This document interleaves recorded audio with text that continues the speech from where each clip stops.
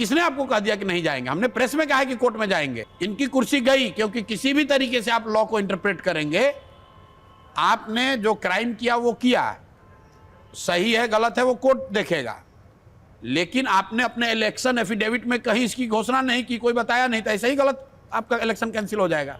अशोक चौधरी पर आपने करोड़ों की संपत्ति का इल्जाम लगाया। 200 करोड़। 200 करोड़।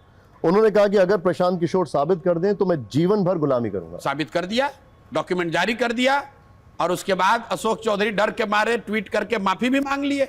नहीं, लेकिन फिर आप वो कह रहे हैं कि वो 500 करोड़ की मानहानि करेंगे। आप तो लो, अरे कहाँ, आप उनका ट्वीट, आपने रिसर्च ठीक से नहीं किया। अशोक चौधरी पहले गिदड़ भपकी दिए कि अगर हम पर कीजिए, उन्होंने माफी नहीं मांगी, उन्होंने कहा हम जनता के बीच जाएंगे। अरे सुन तो लीजिए, उन्होंने कहा कि मैं आपको मानहानि केस कराऊंगा, सुप्रीम कोर्ट तक लड़ूंगा, ये अशोक चौधरी के शब्द हैं।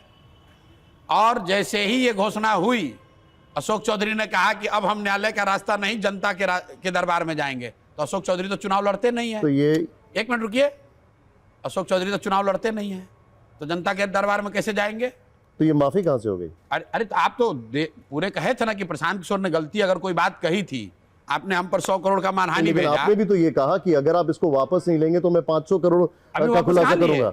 अब तो ये तो डील वाली बात हो गई। कहां डील हो गई? 100 करोड़ की मानहानि वापस लो, वरना मैं 500 करोड़ का करूंगा। उन्होंने वापस ले लिया। अब हम आगे करने वाले कि नहीं, आपको कैसे मालूम है? कहां वापस ले लिया उन्होंने? अरे लिख के दिया। प्रशांत किशोर कोई न्यायालय तो नहीं है, बिल्कुल कोई नहीं है। इन्वेस्टिगेटिंग नहीं एजेंसी है। तो नहीं है। आपको कैसे पता कि कौन सा नेता कितना भ्रष्ट है? अरे सुन तो लीजिए, आप प्रूफ तो नहीं हुआ ना। अरे आप चैनल चलाते हैं, आप किसी पर कोई भ्रष्टाचार का आरोप चलाइएगा तो मानहानि से डरिएगा कि नहीं कि आप केस में फंस जाइएगा अगर गलत चलाइएगा तो? हम कह रहे हैं कि तुमको दम है तो हमको केस में, हम गलत बोल रहे हैं तो हम पर केस कर दो। केस करने का गिदड़ भपकी भी दिया, नोटिस देके वो भी भाग गए।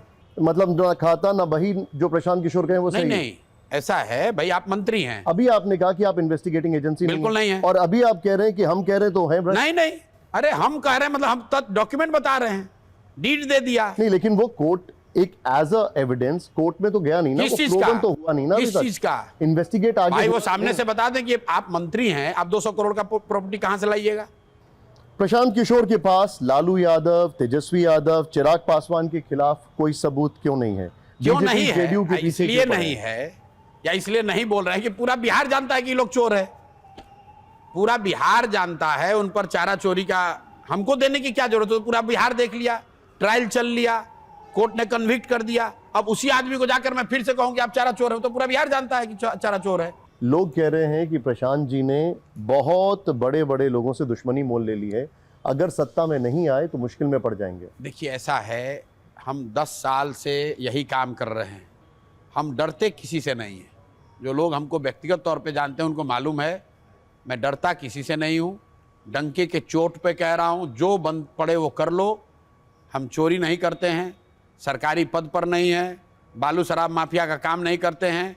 आप अपना पूरा इन्वेस्टिगेटिंग टीम लगा लीजिए, बिहार छोड़िए, पूरे देश में कोई आदमी नहीं कह सकता है कि हमने फ़ोन करके किसी पदाधिकारी को, मंत्री को कहा हो कि मेरा ये काम कर दो। किस बात का डर? प्रशांत किशोर कहते हैं कि उनके पास 100 नेताओं की लिस्ट है, वो भ्रष्ट हैं, वो भ्रष्ट नेता है। ये कैसे है आपके पास लिस्ट? क्योंकि हम गांव-गांव चले हैं। और आपको कैसे पता वो भ्रष्ट है? भैया लोग आके बता रहे हैं, बिहार में आप किसी गांव में जाइए, लोग बता रहे हैं कि राशन कार्ड में 2500 रुपये लग रहा है, लोग बता रहे हैं कि जमीन के दाखिल खारिज में 10,000 रुपये लग रहा है। सुनी बातों पे आपने कह दिया वो भ्रष्टाचार। कहीं सुनी क्या बात है भाई? ये पैसा अगर नीचे लिया जा रहा है तो कोई तो पैसा ऊपर ले रहा है।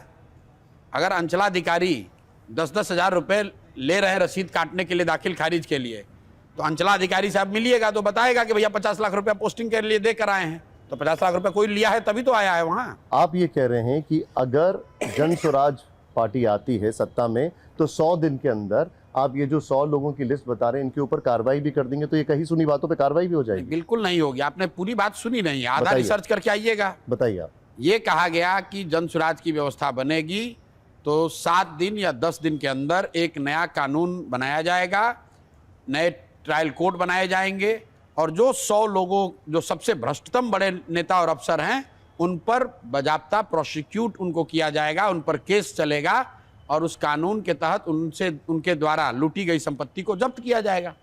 भाई हमने या जन स्वराज ने कहा कि हम आएंगे सबको जेल में डाल देंगे?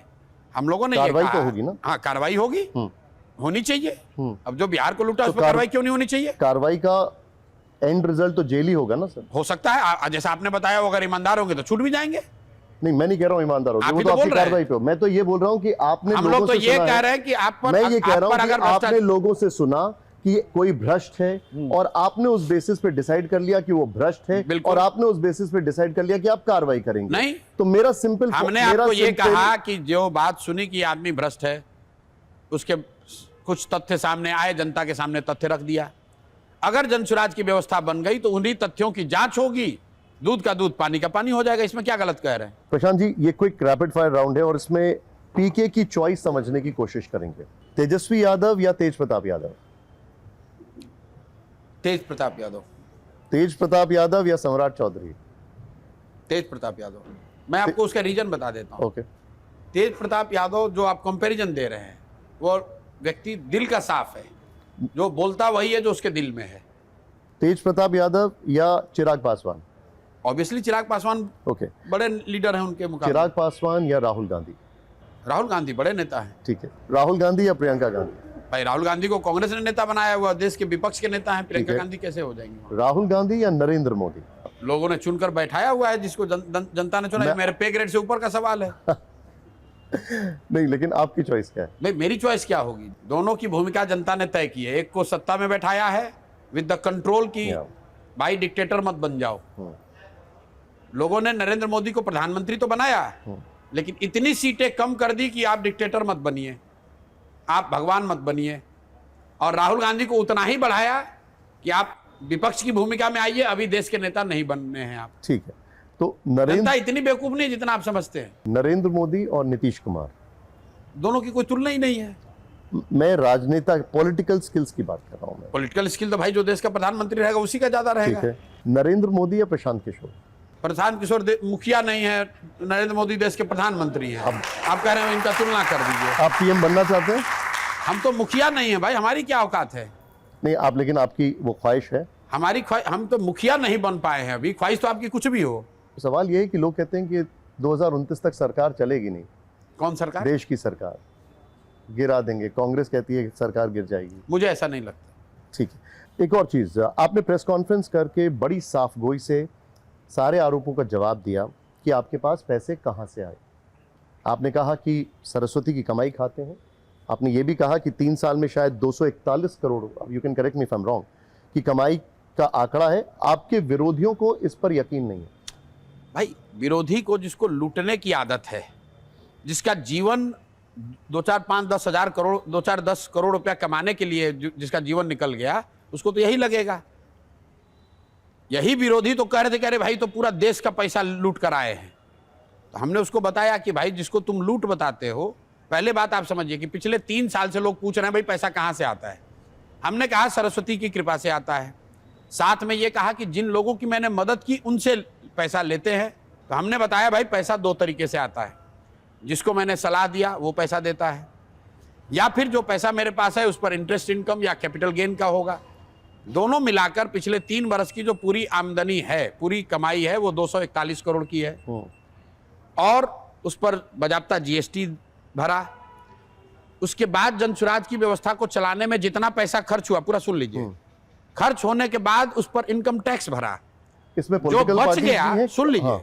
जो बच गया सब खर्चे के बाद, वो 98 करोड़ 75 लाख रुपया जनसुराज पार्टी बनी तो अपनी ओर से अपने खाते से डोनेट कर दिया। अब आप कह सकते हैं भैया इसमें झूठ है जो ऐसा बता रहे हैं। तो इनकम टैक्स आपके पास, सीबीआई आपके पास, ईडी आपके पास, आप जांच कर लो। अगर आपने आप खुद सैलरीड आदमी हैं, आप जब इनकम टैक्स भरते हैं तो सरकार पूछती है कि भैया इनकम कहां से आया, source of income. Source of income बताना है। तो सोर्स ऑफ इनकम हमने दिखाया होगा। जीएसटी भरा है 60 करोड़ इनकम टैक्स, और जीएसटी मिला के 60 करोड़ भरा है। कुछ बेवकूफों को मैंने देखा तो पूरी प्रेस कॉन्फ्रेंस करके ये कहती है कि शेल कंपनियों से पैसा आया। तो भाई सरकार किसकी है? अगर सेल कंपनी से आया तो इसका मतलब इनकम टैक्स इसमें मिला हुआ है, तो इनकम टैक्स के अधिकारियों पर कार्रवाई होनी चाहिए। तो इन 3 साल में आपने पॉलिटिकल पार्टीज को भी कंसल्टेंसी दी है? जिसको भी दिया। अब आप फिर देखिए वही भाई, जिसको भी सलाह दिया उससे पैसा लिया, उस पर टैक्स भरे, और जो पैसा बचा वो जनसुराज के लिए लगा रहे हैं।